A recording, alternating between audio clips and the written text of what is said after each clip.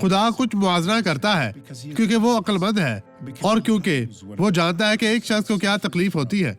जिसकी एक औरत है वो झगड़ालू और नाराज है, झगड़ालू और वो भी जो सिर्फ गुस्से में रहती है। वो कहता है इमसाल 21-19 में, बियाबान में रहना झगड़ालू और चिड़चिड़ी बीवी के साथ रहने से बेहतर है। क्या कोई ऐसा है जो अब मुझे देख रहा हो, खुदा से आपको बदलने के लिए कहे क्योंकि ये बेहतर है।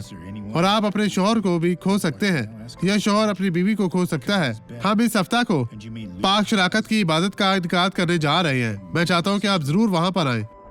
देखिए, इबादत हफ्ता को होती है 9 बजे, 2 बजे, 6 बजे हमारे चर्च में साओ पोलो में, जो कि चौक साओ जुआओ 791 में है। और इतवार को हमारी 7 इबादत होती है, 7 बजे, 9 बजे, 11 बजे, 2 बजे, 4 बजे और 8 बजे। यीशु के नाम में खुदा आपको बरकत दे।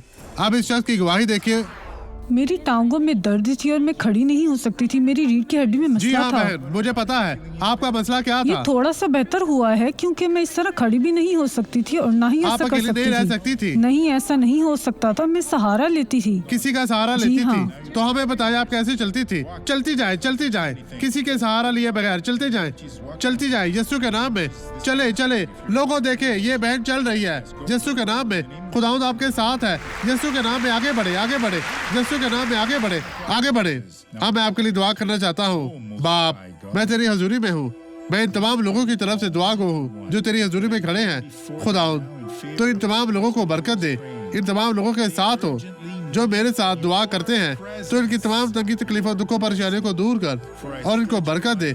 और मैं अपना हाथ इनकी तरफ बढ़ाता हूँ और मैं कहता हूँ यीशु के नाम में हर तरह की बदी इनकी जिंदगी से चली जाए। आपका ये खुदा तेरा शुक्र हो और आमीन।